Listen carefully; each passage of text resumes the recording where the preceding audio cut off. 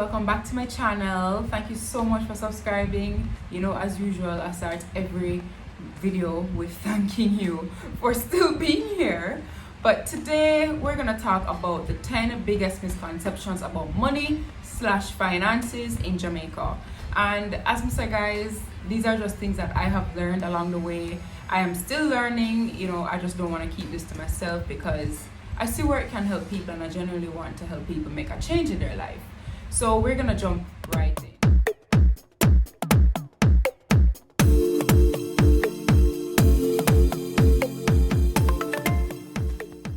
Before we jump right in, please, if you haven't subscribed, go ahead and subscribe. Press the notification bell so that you are aware when I post another video. I want you to be in the loop, and another thing is just drop a comment so I can get to know you. I try to respond to as many comments as I possibly can, or when I see them I try to respond because I genuinely want to get to know you. So drop a comment, subscribe if you haven't, like the video if you like the video. You don't have to like the video because I'm telling you to. If you genuinely like it, drop a thumbs up. The thing about it is that this is sort of true, but I don't think people properly explore what this means. It's not a case where you pay yourself first as soon as you get paid and then you pay the bills after, come what may.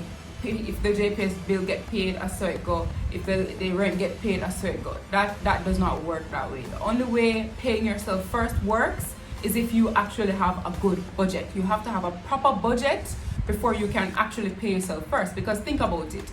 Say you get $100,000 per month for your salary.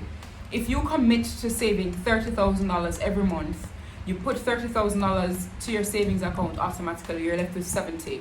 Your rent is $60,000, your light bill is $10,000, your water bill is $5,000, your digital bill is $5,000, your gas is $20,000. You realize off the bat that you're actually putting yourself in a hole. You may not even be able to survive past next month because you just don't have any money.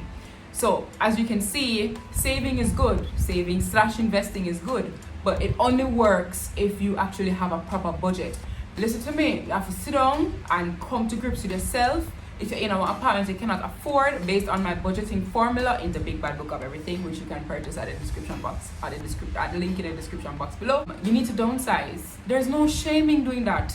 You don't need to stop thinking about what people are going to say about you. There's no shame in downsizing. There's no shame in changing out your car for something that you can afford. We all make mistakes. This is just a part of it. So get a proper budget.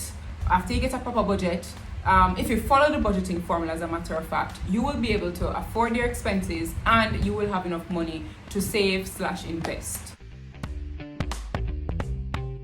I'm here to tell you that, again, there is sort of a caveat to this. I don't think saving is key. I think saving is good, but it's not key. What is key is investing. And I go on and on about this all the time in my videos. I go on and on about this all the time in my book. Saving is not key. Investing is key. Because I explain all the time, when you save your money in a regular savings account at the bank, you get probably 0.025% interest. Inflation is, say for example, at 3 or 4%. Your money is being depleted by 3 or 4%. The interest that the bank is giving you is only 0.025%. There is no competition right there. Your money is losing value in a savings account. But if you invest, your money can actually not only retain its value, but it can earn money on its own. You'll be sleeping and earning money. You don't a road, I kick it with a friend them, and you earn money. That's how it should go. If you don't put mechanisms in place so that you can earn when you are not doing anything, then you're gonna be working for the rest of your life. You need to have as many sources of residual income as possible so that you don't have to work for the rest of your life. So investing is key. Saving is good, but investing is key. No, pension is great, and I'll tell you why. Especially if you work somewhere where your employer matches your contribution. If you contribute 5% to your pension and your employer says that he's gonna match your contribution, it means that he's gonna give you an additional 5%. If you do 10%, he's gonna give you an extra 10%. It can't go beyond 20, the two of you combined. But if you do 10%, he's gonna give you 10%. Free. Why are you refusing free money? Remember, a pension, this is something I don't know. I don't know if people know. A pension is just another form of investment for you. It's literally something that your money is being traded. It is being either traded on the stock market, it's being traded in mutual funds, it's being traded in real estate. Your money is actually being invested. So when you can afford to invest your 10% out of your salary, and your employer is saying, good job, for your good job, I'm going to give you another 10%. Are you kidding me? Why are you turning this down? Take the free money and run with it. The other benefit to contributing to your pension is that it reduces the amount of tax that you pay. Let me explain this to you. It's in my book again, The Big Bad Book of Everything. And we cover this. We did a whole training session or half a training session on pension in the Money Society. Description box below. But let me explain something to you as it relates to taxes. You see your gross salary, the pension is taken away from your gross salary. And remember, what is taxed is their salary after your pension has been taken out. Therefore, the more you put towards your pension, the less your taxable income will be. You see where I'm going? You're saving money in terms of taxes, and you're actually getting free money. So your pension is actually something that you should really look into. It's not just for old people. It's not just for when I turn 30 I'll figure it out. It's not when I turn 40 I'll figure it out. It's actually a very good form of investment. So you need to look into this. If you've read my book, The Big Bad Book of Everything, link in the description box below, you will see that I am super passionate about this topic. I don't believe that if you are in your wealth building years or you're interested in building wealth, I don't believe you need to live somewhere that you own or you need to buy somewhere to live in. Because the thing is that when you buy somewhere to live in, you're going to have to pay the mortgage and all the associated costs out of your salary, your one salary most of the time. I think you should find somewhere to rent. A lot of times you can find somewhere to rent that is substantially less than what a mortgage would cost, and go ahead and buy the property. But instead of buying the property and living in it, buy the property and have somebody else pay your mortgage, so that at the same time your income, the amount of money that you would pay, the difference between what you would pay to the bank and what your rent actually is, what your rent, the place where you live in, how much that costs, that difference, you can invest that difference in order to allow you to do more acquisitions in the future, or it can allow you to invest your money in the stock market or mutual funds or wherever you want to invest your money. When you go to the bank to buy real estate, yes, they're gonna, in their minds, you're taking the 150 from your salary to pay the mortgage, and that's how they will look at it for accounting purposes. But you know that you're gonna rent it out, or you have rented it out to somebody who is paying that 150 for you, because they're paying it in rent to you and you pay it over to the bank. You understand what I'm saying? Let's say your net salary, for example, is $300,000 per month. The mortgage that you have on your apartment or property is $170,000 per month. This is what the bank expects you to pay out of your $300,000 monthly. It's $170,000. But you decide that you're going to rent this place out instead. You're not going to live in it. So you find a tenant to pay this $170 for you. But remember that you had a budget, a real estate budget of $170. So where you live now, the rent for where you live comes up to $70,000. So because you had a budget of $170 to begin with, the rent of $70,000 can be taken from that budget, but it would leave you with a difference. The difference would be $100,000. Now this $100,000, this is basically money that's freed up. So this money, you can use it to invest. You can invest it to purchase more real estate, or you can put it down for maintenance or property costs, whatever needs that may arise as it relates to the real estate that you purchased by mortgage, through mortgage, or can buy bridges.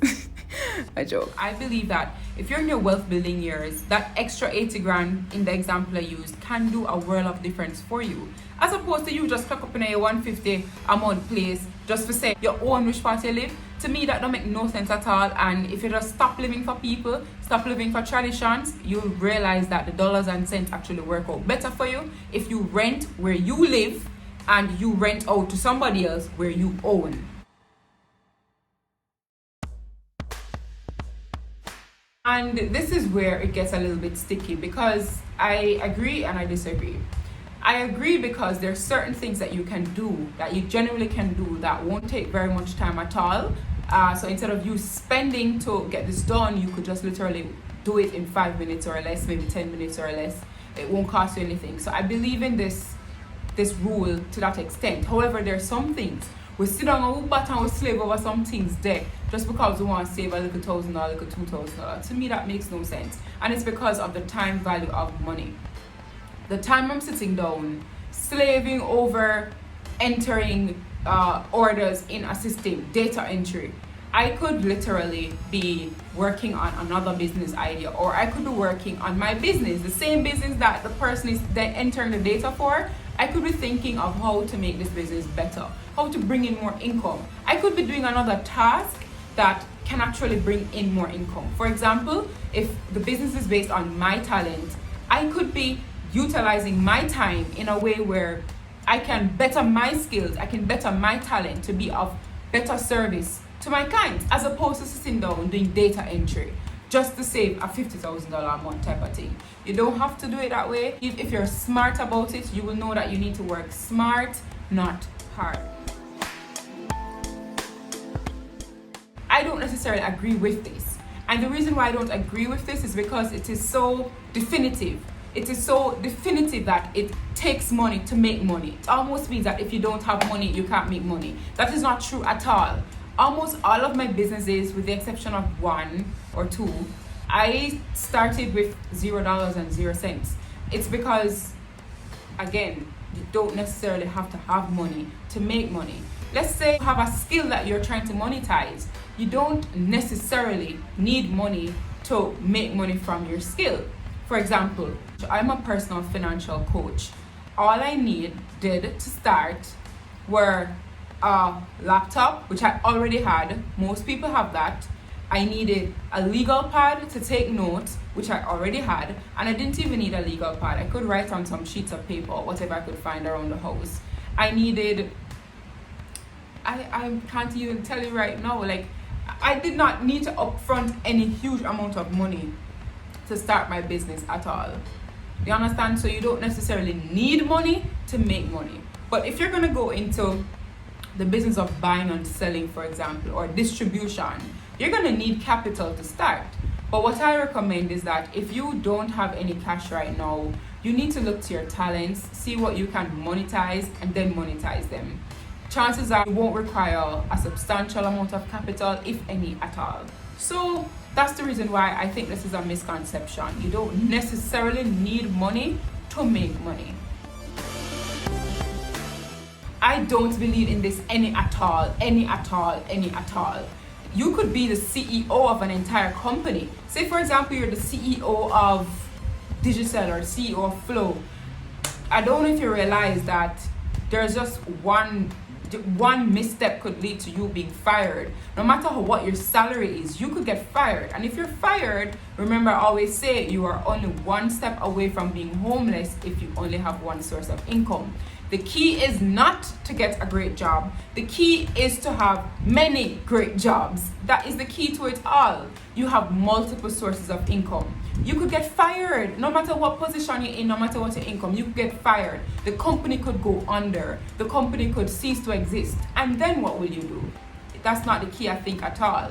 Especially if you work for a startup or you work for a company that hasn't been around for that long. That's not the key. I don't care for positions anymore. I don't care for titles. I don't care if you earn $20 million a year from a job. You could get fired. I want to know, all right, you earn $20 million a year from this job. What else do you have going on? Tell me, what else is going on in your portfolio? Do you have any other jobs? Do you have any other businesses? Do you have residual income? That's what I care about.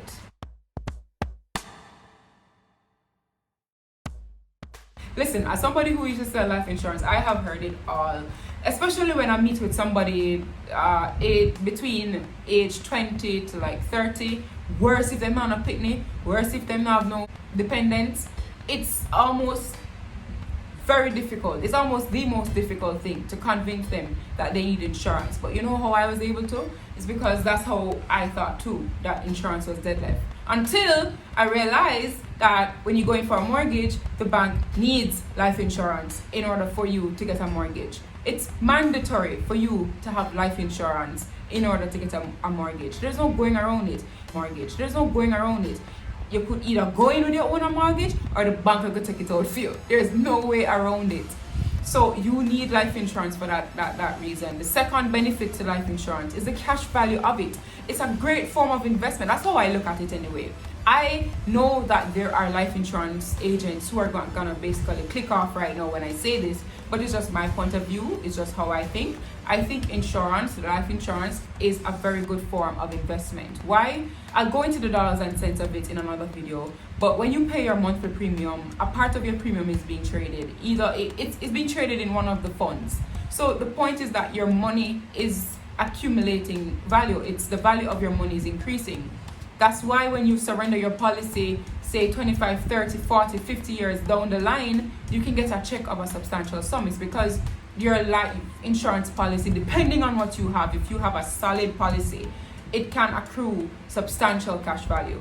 So it's not only just for dead left. I mean, that's obviously a benefit, that if you die, you leave back something for your people and you pay off your mortgage without any hassle, and your people can stay in the house and thing. But those are the benefits that you can look into if you were like me, you believe it's dead left business and you don't need no dead left business. You actually need some life insurance. And the thing about it is that the later you wait to take it out, the more expensive it is gonna be if you're taking out a decent policy. Life insurance premiums go up based on your age, and you get older every day. Therefore, do the math with me. I hope you're seeing where I'm going with this. It's not necessarily a misconception, but what I don't know if people realize is that there is another reason why you need critical illness insurance, and it is that, remember, let me just say this before people start stoning me through the screen.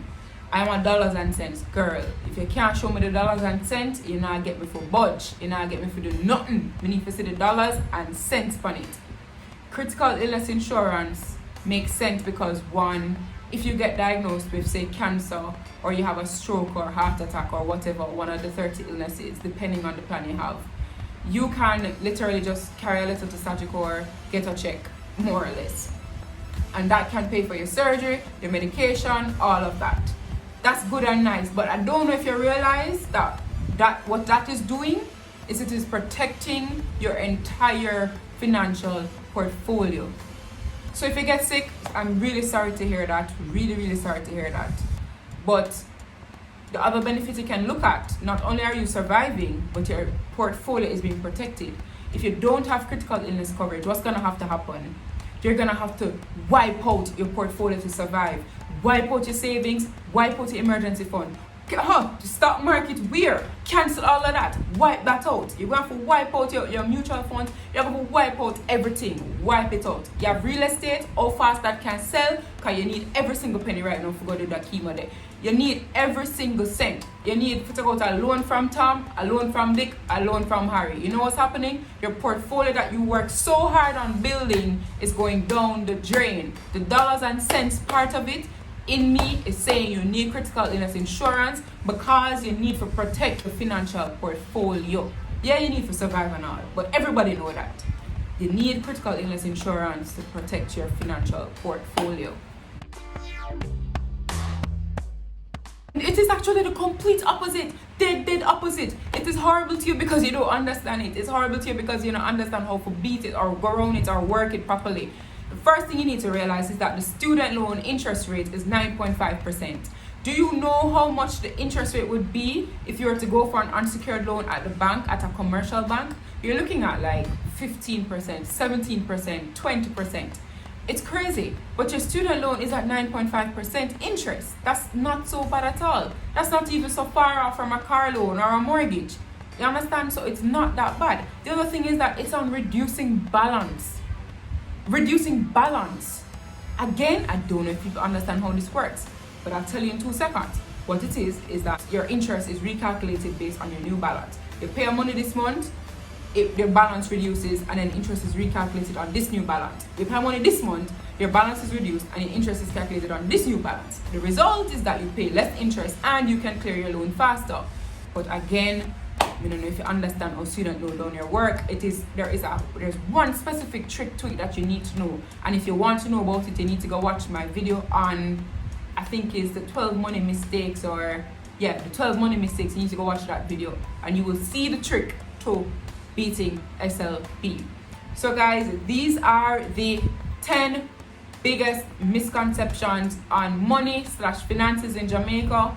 As I said before, these are the things that I found out either the hard way or just because of one of my careers I came across this information, but I found it to be very beneficial and I would want to share it with everybody because, as I said, every single one of them misconceptions here me go through, and every single one of these misconceptions I've applied, and every one of these misconceptions I've found useful. Guys, this is where I'm signing out. Don't forget to like or subscribe, like, comment, share. Always may get the order wrong, but you don't know what to do already, so I will see you in the next video. Bye.